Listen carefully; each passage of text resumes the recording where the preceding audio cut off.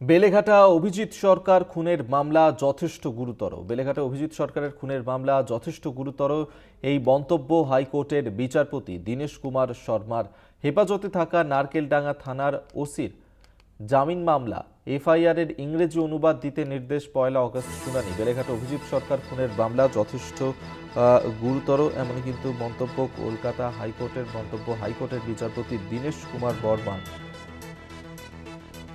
হেফাজতে থাকা নারকেলডাঙ্গা থানার ওসির জামিন মামলা এবং এফআইআরের ইংরেজি অনুবাদ দিতে নির্দেশ, 1 আগস্ট এই মামলার শুনানি রয়েছে।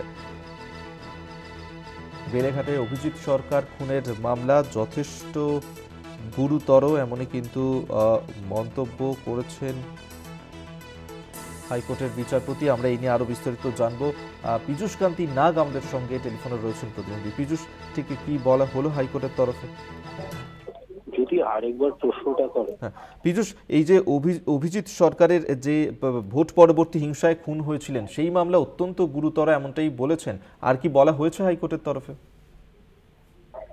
দেখো, ভোট পরবর্তী হিংসায় অভিজিৎ সরকার খুনের মামলায় প্রাক্তন যে ওই নারকেলডাঙ্গা থানার ওসি ছিল, তিনি বর্তমানে জেল হেফাজতে রয়েছে। হাইকোর্টে জামিনের আবেদন জানান।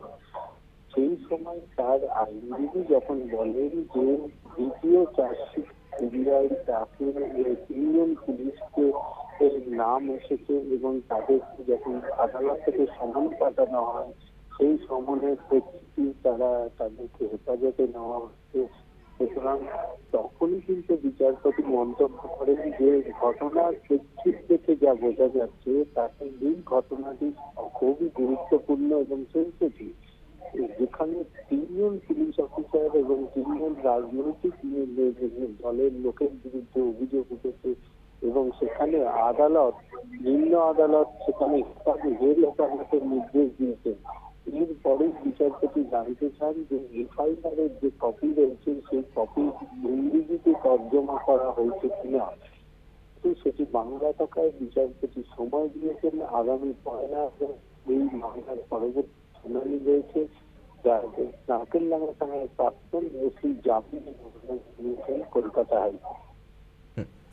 পীযূষ, আমাদের সঙ্গে থাকো।